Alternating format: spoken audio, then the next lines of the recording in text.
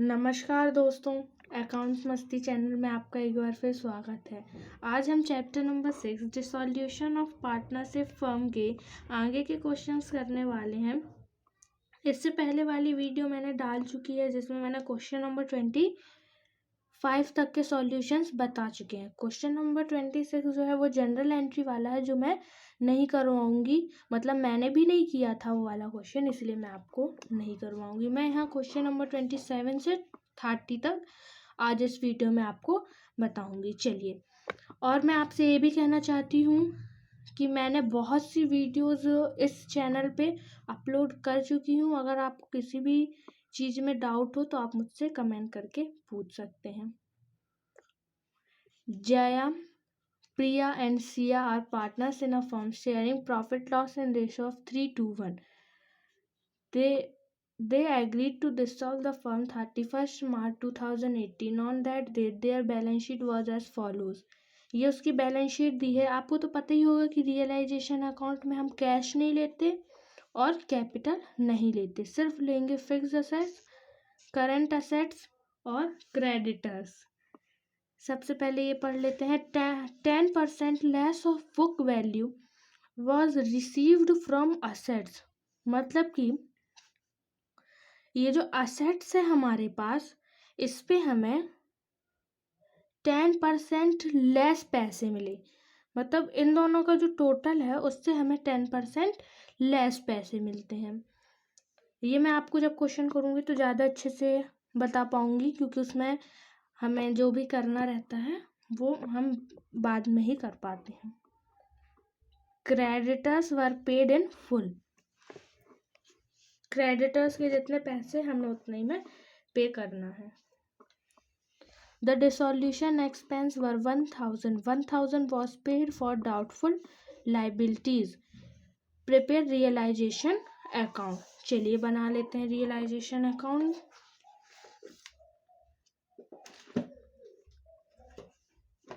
सबसे पहले लिखेंगे हम जो चीज़ हमारे असेट्स साइड थी वो हम यहाँ पे लाइबिलिटीज़ में लिखते हैं, और जो लाइबिलिटीज साइड थी वो हम असेट्स में लिखते हैं। मतलब जो हमारे फिक्स्ड असेट्स थे, 2 फिक्स्ड असेट्स, मैं उसको FA लिख रही हूँ। कितने के थे? 2 लाख रुपीज़ के। उसके बाद क्या था? 2 करंट असेट्स, जिसको मैं CA लिख रही हूँ, 80,000 के। बस इस साइड दो ही चीज़ थी। 2 कैश, कैश हम लिखते नहीं हैं यहाँ पे। यहाँ पे थे क्रेडिटर्स, क्रेडिटर्स थे 1,20,000 के। यहाँ बाय, और यहाँ आ जाएगा बाय कैश।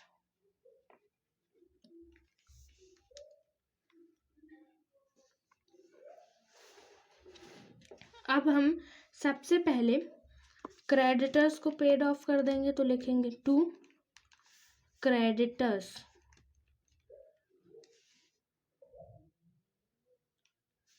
वो कितने हो जाएंगे? इधर पे देख लीजिए, क्रेडिटर्स हमें फुल सेटलमेंट दिया है ना, फुली पेड। तो यहाँ पे हम लिख देंगे 1,20,000। इसके बाद हमें डिसॉल्यूशन एक्सपेंस दिया है 1,000 का, वो हम यहाँ लिखेंगे 2 डिसॉल्यूशन एक्सपेंस 1,000 रुपीज़। ये इधर तक ही है, शॉर्ट में मैंने लिखा है। उसके बाद दिया है लाइबिलिटीज़। कौन सी लाइबिलिटीज़ दी है? डाउटफुल लाइबिलिटीज़, जो कि हम इस साइड लिखेंगे 2 डाउटफुल, क्या डाउटफुल है ना, लाइबिलिटीज़ 1,000 रुपीज़ की। चलिए टोटल कर लीजिए। अच्छा, अभी हमने यहाँ पे ये नहीं लिखा है ना,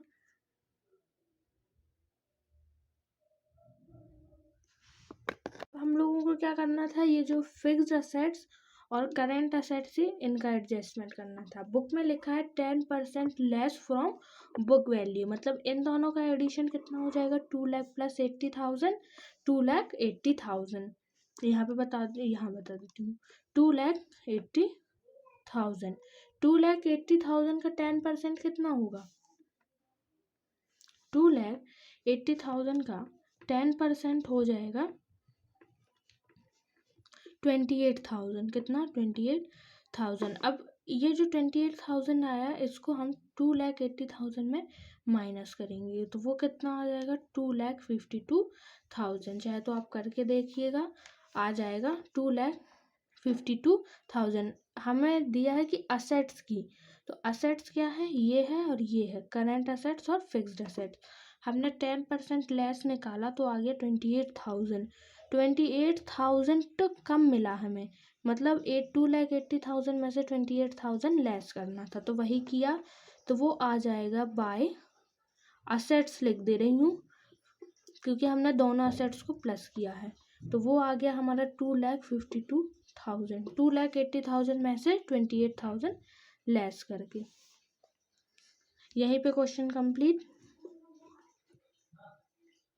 टोटल कर लीजिए, ये हो जाएगा हमारा, यहाँ का हमें दिख रहा है कि यहाँ का कम है और यहाँ का ज़्यादा है। यहाँ का टोटल है 4,02,000। जब इससे हम इसको लेस करेंगे तो यहाँ पे बाय रियलाइजेशन लॉस आ जाएगा 30,000 रुपीज़। यहाँ हो गया 4,02,000। इसी के साथ हमारा क्वेश्चन नंबर 27 चैप्टर नंबर 6 का कंप्लीट हो चुका है। चलिए क्वेश्चन नंबर 28 की तरफ आगे बढ़ते हैं।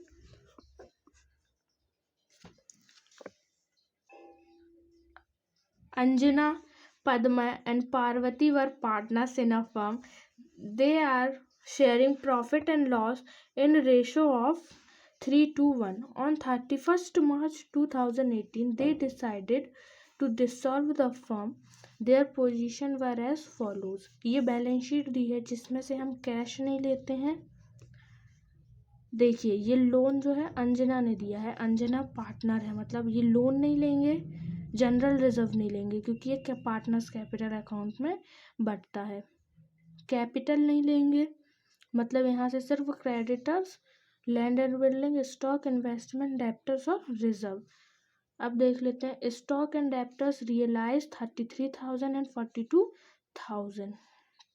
Land and building was sold for 40,000. Padma agreed to take over all investment of 8,400. Creditors were fully paid of 5,000, which have not recorded in books. Prepare realization account and capital account. चलिए realization account बना लेते हैं। Question number 28 का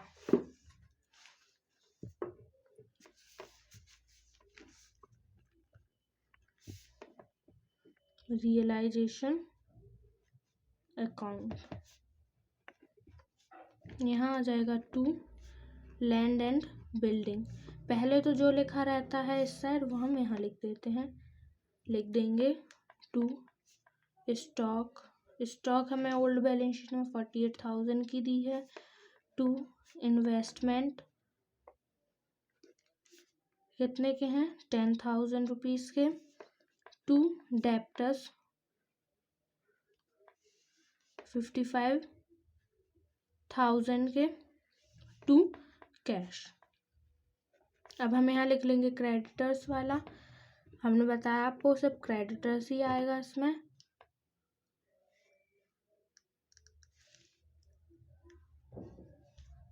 creditors है हमारे पास old balance sheet में 35,000 के।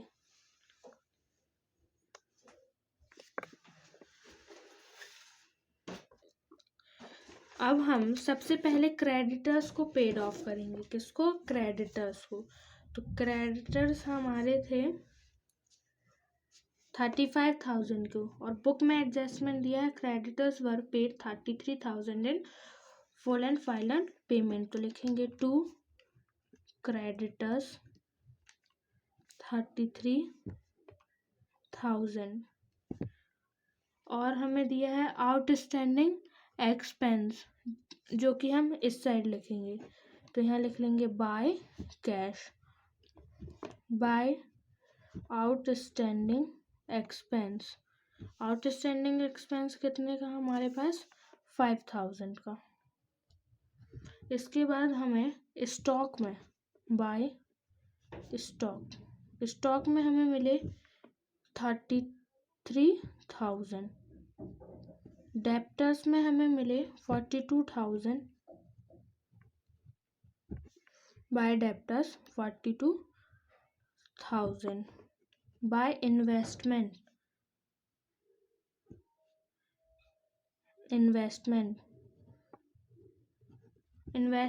जो थे वो पद्मा ने खरीद लिए, तो आप यहाँ पे पी करके भी नाम दे सकते हैं। कितने में खरीदे हैं? 8400 में। लैंड एंड बिल्डिंग हमने 40,000 की बेच दी। बाय लैंड एंड बिल्डिंग 40,000 की बेच दी। और हमें जनरल वो जो बैड डेप्ट्स रिजर्व है वो दिया हुआ है 5,000 को, जो कि डेप्टर्स के साथ ही दिया है। ये है डेप्टर्स 55,000 के और बैड डेप्ट्स 5,000 के।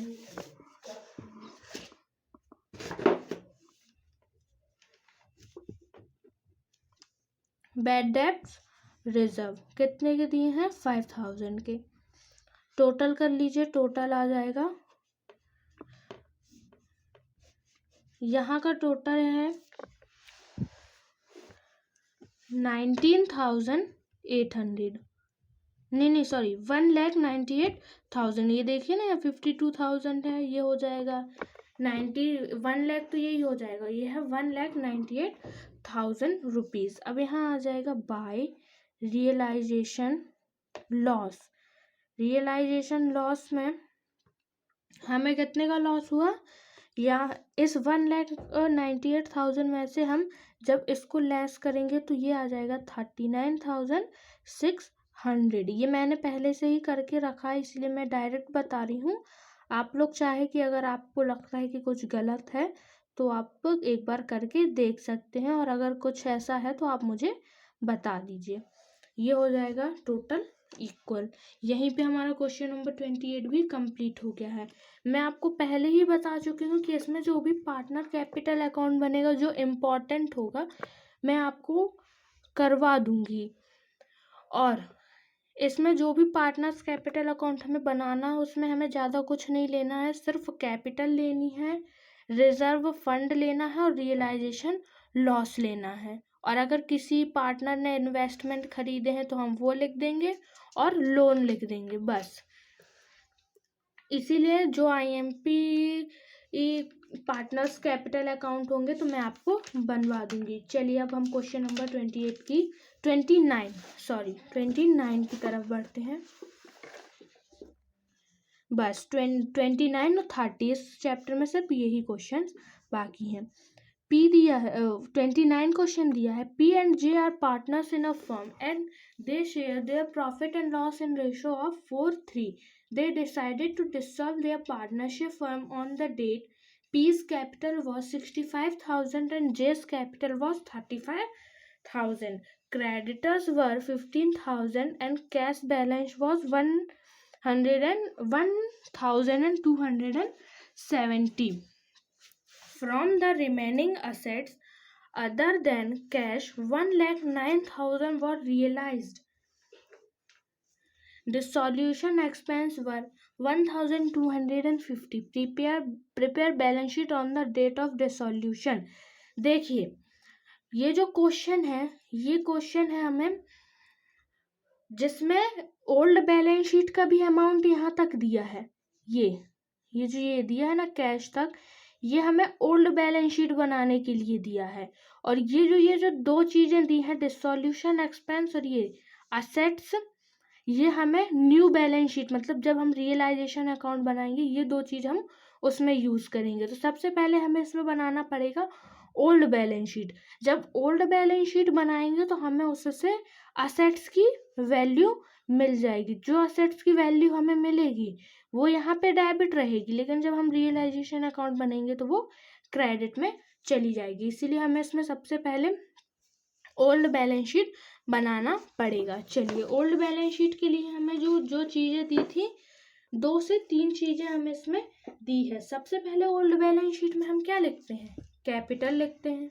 किसी ने अगर लोन दिया है तो लोन लिखते हैं, और असेट्स या जो भी चीज़ें हमें दी हैं हम वो लिखते हैं। सबसे यहाँ लिख देंगे ओल्ड बैलेंस शीट।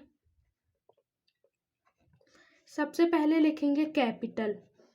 आपने देखा होगा कि कैपिटल वहाँ दी है, पी की दी है और जे की दी है।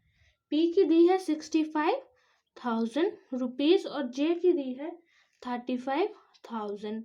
आप क्वेश्चन ध्यान से पढ़ेंगे तो आपको दिख जाएगा। ये देखिए, मैं आपको एक बार दिखा देती हूँ, बहुत न्यू क्वेश्चन है ये।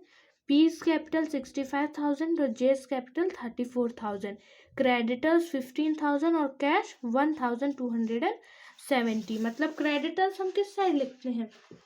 हम नहीं, मतलब ओल्ड बैलेंस शीट में हमें क्रेडिटर्स किस साइड दिखते हैं?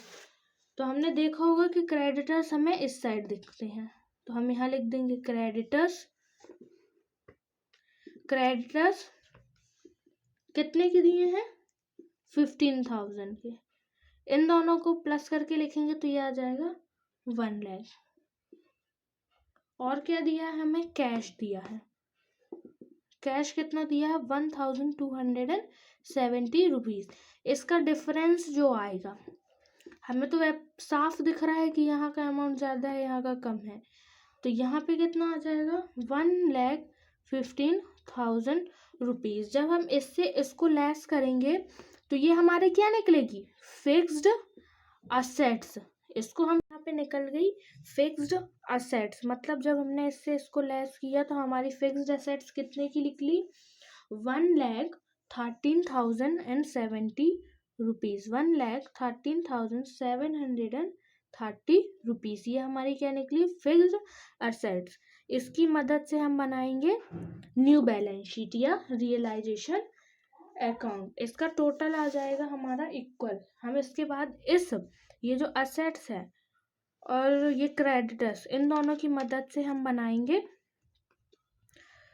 Realisation account. ये आ गया हमारा ओल्ड बैलेंस शीट का आंसर। चलिए अब बना लेते हैं realisation account.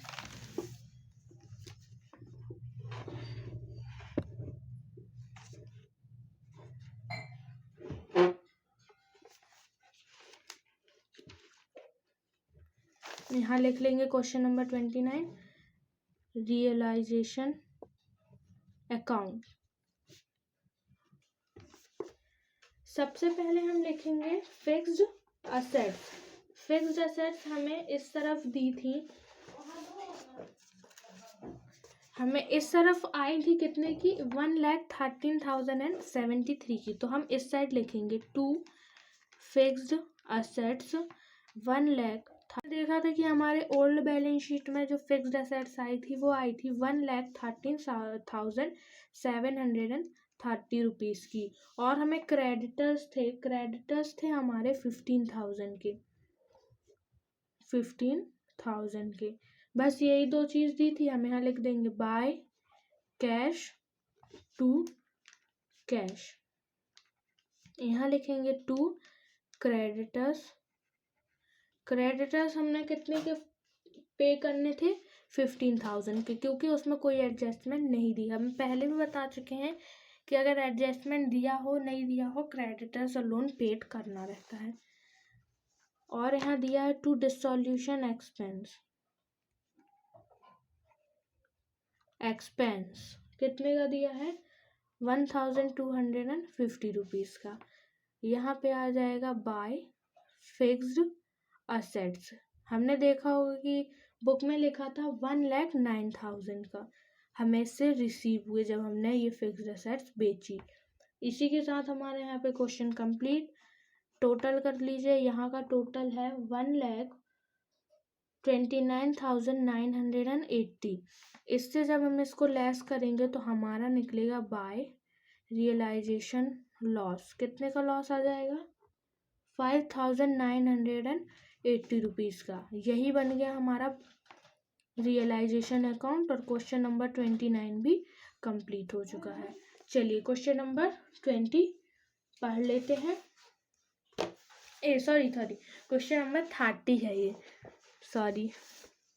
A and B were partners sharing profit and loss in ratio of 7 and 11 to B. A का 7 है और B का 4 है। They dissolved their partnership firm on the date their capital, A की capital 7,000, B की capital 4,000. There was also due on loan account to A for 4,500 and to B 750 rupees. The other liabilities amounted to 5,000. The assets proved to have been undervalued in the last balance sheet and they actually realized 24,000. Prepare the old balance sheet and realization account. चलिए सबसे पहले हम वैसे ही करेंगे जैसा इसके पहले वाले क्वेश्चन में किए। यहाँ लिखेंगे क्वेश्चन नंबर 30, ये लास्ट क्वेश्चन है इस चैप्टर का। यहाँ आ जाएगा ओल्ड बैलेंस शीट। सबसे पहले हम शीट सबसे पहले हम लिखेंगे कैपिटल। पार्टनर है ए और बी, कैपिटल दी है 7,000, 4,000, ये आ जाएगा 11,000।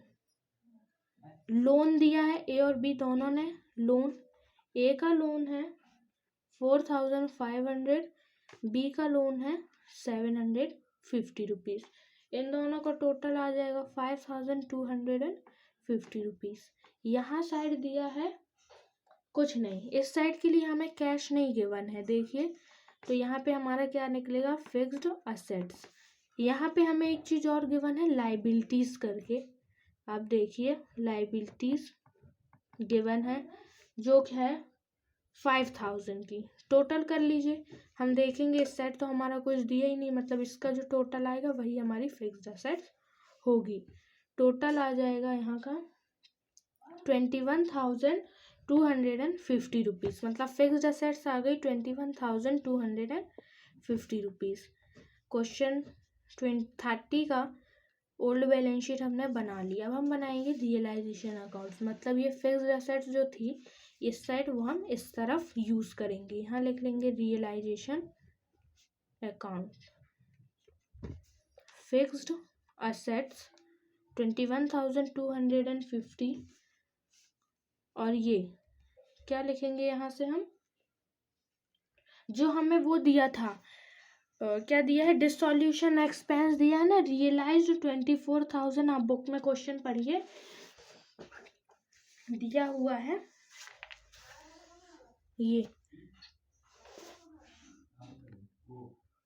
ये देख लीजिए यहाँ दिया हुआ है एक्चुअली रियलाइज 24,000, मतलब ये जो एक्सपेंस है वो हम यहाँ लिखेंगे रियलाइज्ड अमाउंट है, एक्सपेंस नहीं है। अच्छे से देखिएगा तो रियलाइज अमाउंट है जो कि हम इस तरफ लिखेंगे।